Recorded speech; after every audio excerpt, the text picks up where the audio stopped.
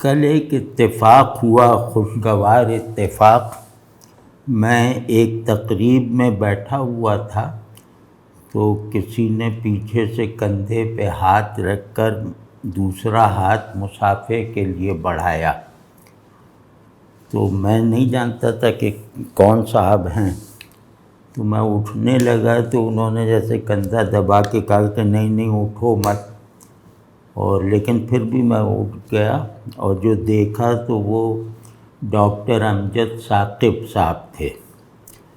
اور ان سے ظاہر ہے کہ ایک دنیا واقف ہے، اور پاکستان میں تو شاید ہی کوئی ایسا شخص ہو جو آپ کا نام اور آپ کی خدمات، قومی خدمات سے بے خبر ہو۔ تو میں تو بہت زیادہ پریشان، اور مطلب بہت زیادہ خوشی، اچانک بہت زیادہ خوشی ہو جائے نا تو اس کی کیفیت پریشانی اور گھبراہٹ کی سی ہوتی ہے۔ تو مجھے یہ کیفیت محسوس ہوئی، پھر تھوڑی دیر کھڑے ہو کے بات کی، تو وہ جا کے جہاں بیٹھے ہوئے تھے وہاں جا کے بیٹھ گئے اس ٹیبل پر۔ تو تھوڑی دیر بعد مجھے عجیب سا ایک احساس ہوا کہ میں نے تو ان سے ملنے کا جو ضروری ادب تھا وہ تو برتا ہی نہیں۔ تو میں اٹھ کے دوبارہ گیا، ابھی مطلب 3-4 منٹ کے وقفے کے بعد دوبارہ گیا ان کی ٹیبل پر، اور ان سے مصافحہ کر کے ان کی دستبوسی کی۔ تو یہ بہت جیسے عجیب نظروں سے مجھے دیکھنے لگے، اور یہ خود جیسے عجیب گھبراہٹ میں پڑ گئے۔ تو میں نے کہا کہ نہیں، یہ آپ ہمارے محسن ہیں، اور مجھے تو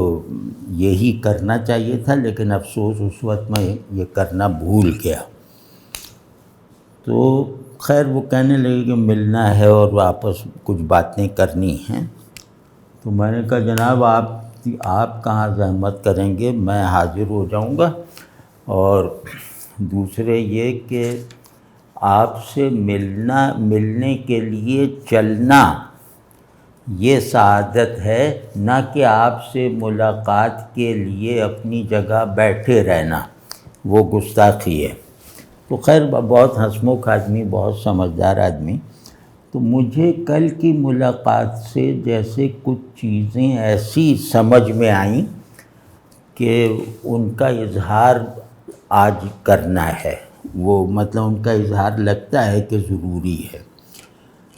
وہ یہ ہے کہ ڈاکٹر امجد ثاقب صاحب غالباً سول سرونٹ تھے، کسی اچھے عہدے پر تھے، اور وہاں سے نکل گئے، اس کو چھوڑ دیا اور سوشل ورک شروع کر دیا۔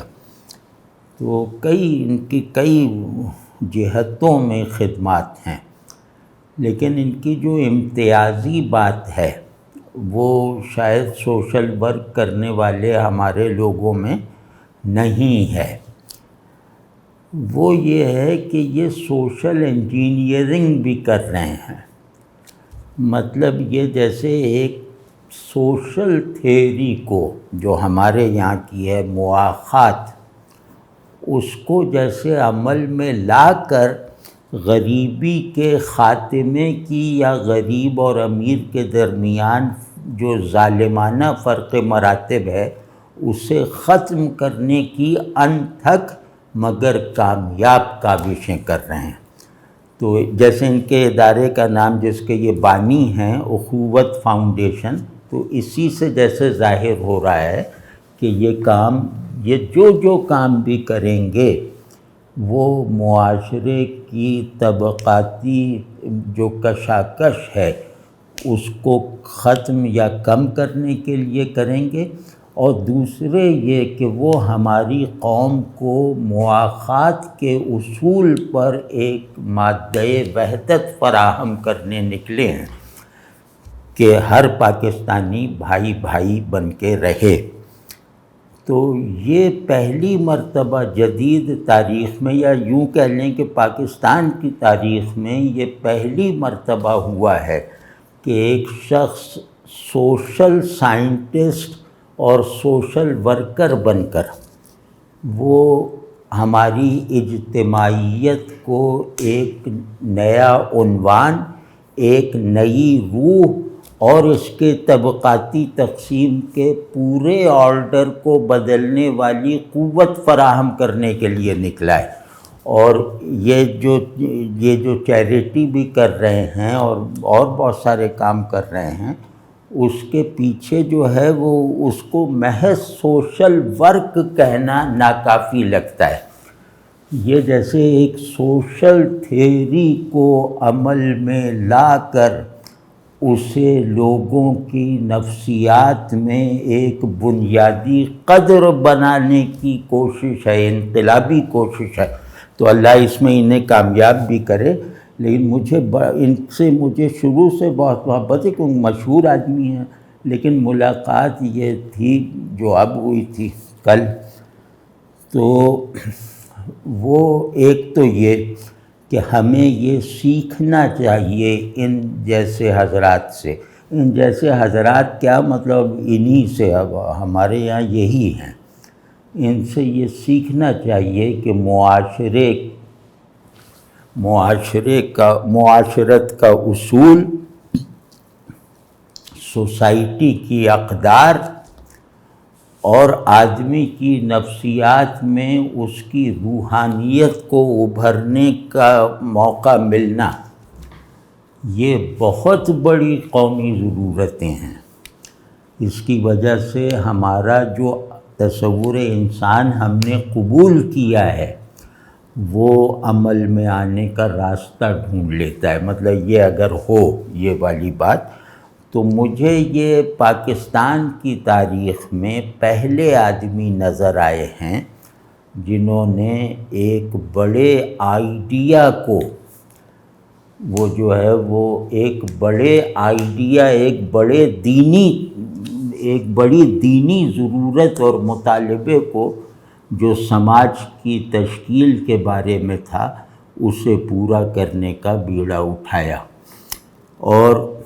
دوسری جو بات ہے، جو مطلب میں چاہتا ہوں کہ ہم سب لوگ اپنے اپنے دائرۂ عمل میں، اپنی اپنی جگہوں پر، اپنے اپنے دائرۂ تعلق میں یہ خوبیاں اپنے اندر پیدا کرنے کی کوشش کریں۔ وہ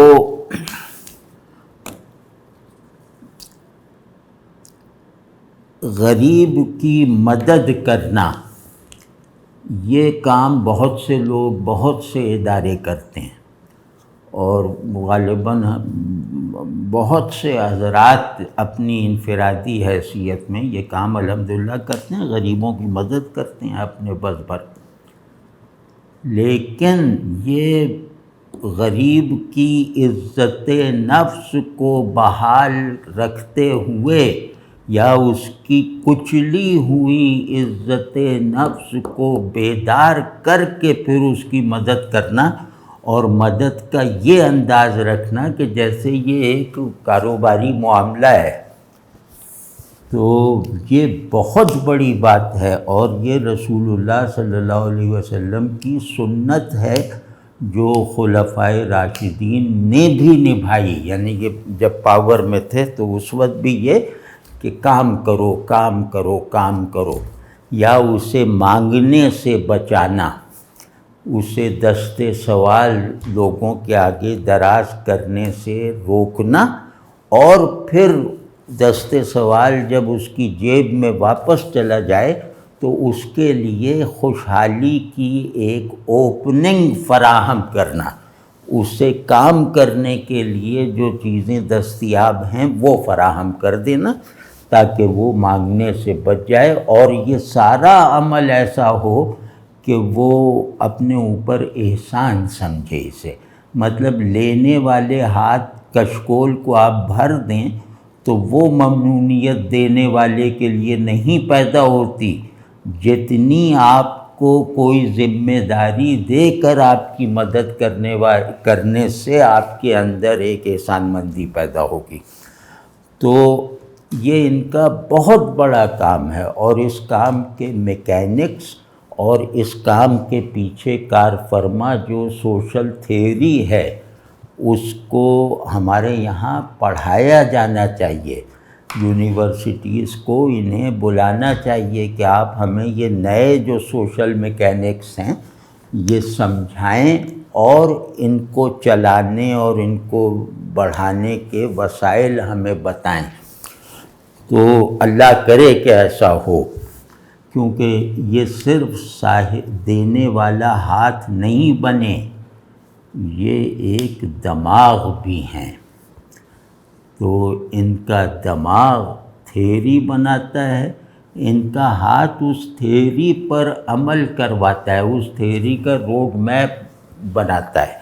اور یہ کبھی ڈائریکٹ نہیں ہوتے۔ ایسا نہیں ہے کہ کوئی میں جاؤں میں کہوں جناب مجھے 50,000 روپے دے دیجئے تو یہ جیب سے نکال کے یا اپنے کسی اسٹاف ممبر کو بلا کے مجھے 50,000 دلوا دیں، اس طرح کا نہیں ہے۔ ان کا پورا سسٹم ایسا ہے جیسے کوئی سرمایہ دار بینک سے لون لینے جائے تو وہ بس جس دھڑلے سے وہ مینیجر کے آگے بیٹھتا ہے،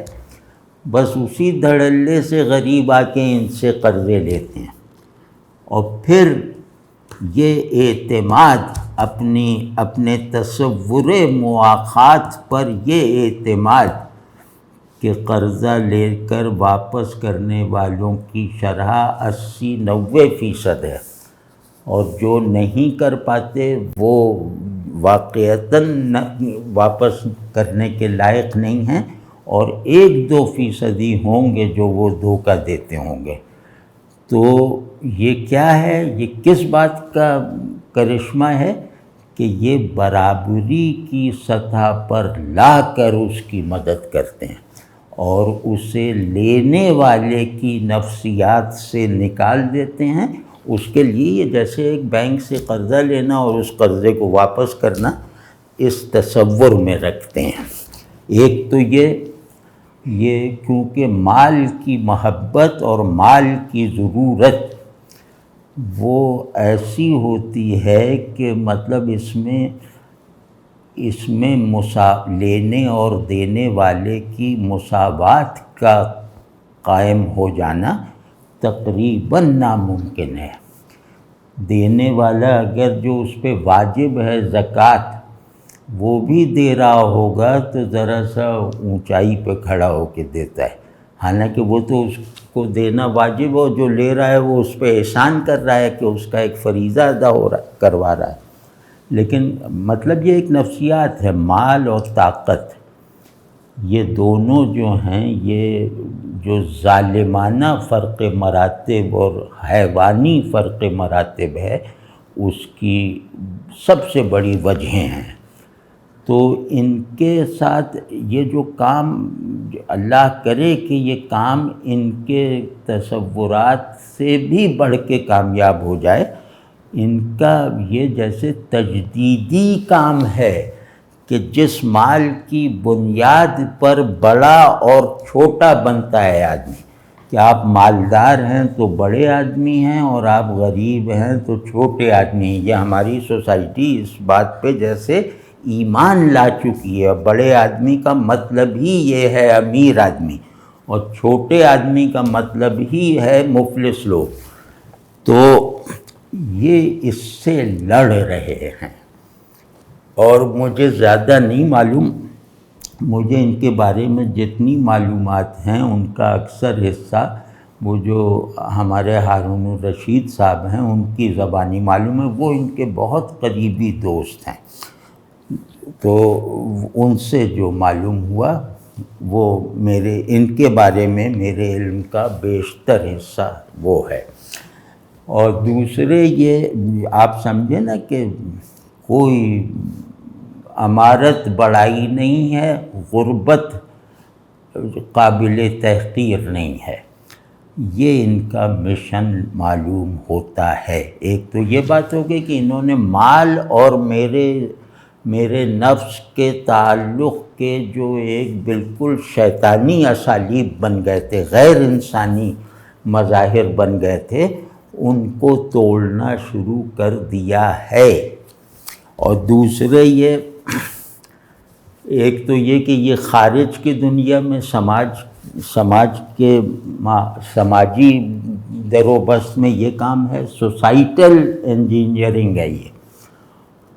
پھر یہ کہ یہ فاؤنٹین ہاؤس جو ہے، جو نفسیاتی مریضوں اور خصوصاً شدید نفسیاتی مریضوں کے لیے بنا ہے، اس کے بھی یہ کرتا دھرتا ہیں۔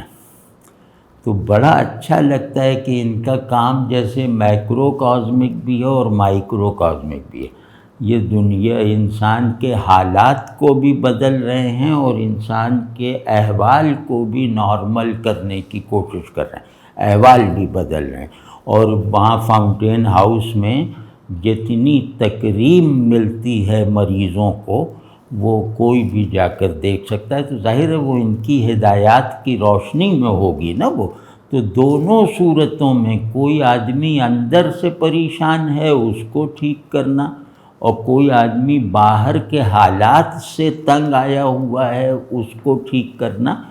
یہ ان کا مشن اور بہت زیادہ مطلب پر امید رکھنے والا مشن ہے۔ اگر مجھ سے کوئی پوچھے کہ آج کل تو مطلب میں کہوں کہ مایوسی مدلل ہے اور امید مفروضہ ہے، آج کل حالات ایسے لگتے ہیں۔ لیکن جیسے ہی امجد ثاقب صاحب یا ایک دو اور ایسے حضرات سامنے آتے ہیں تو پھر امید جو ہے وہ مدلل ہو یا نہ ہو، امید واجب ضرور ہو جاتی ہے۔ تو اللہ ان کے تمام کاموں میں برکت دے، اور پھر یہ کہ جس بے مثل انکسار اور تواضع کے یہ مالک ہیں، وہ مطلب ناقابل تصور ہے جب تک انہیں نہ دیکھا جائے۔ تو وہ ہر ایک کے آگے جیسے چھوٹے بن جاتے ہیں اور اپنے آپ کو بالکل ہی زیرو کر کے ملتے ہیں۔ یہ مجھے کل احساس ہوا۔ تو ایک آدمی جو اس وقت پورے پاکستان کی سب سے بڑی ضرورت کو تنہا پورا کرنے کا مشن لے کر اٹھا ہے، وہ پاکستان کا فی الحال عوام کا سب سے بڑا محسن ہے، مطلب حکمرانوں سے اور سرمایہ داروں سے سب سے بڑھ کے محسن ہے یہ امجد ثاقب صاحب۔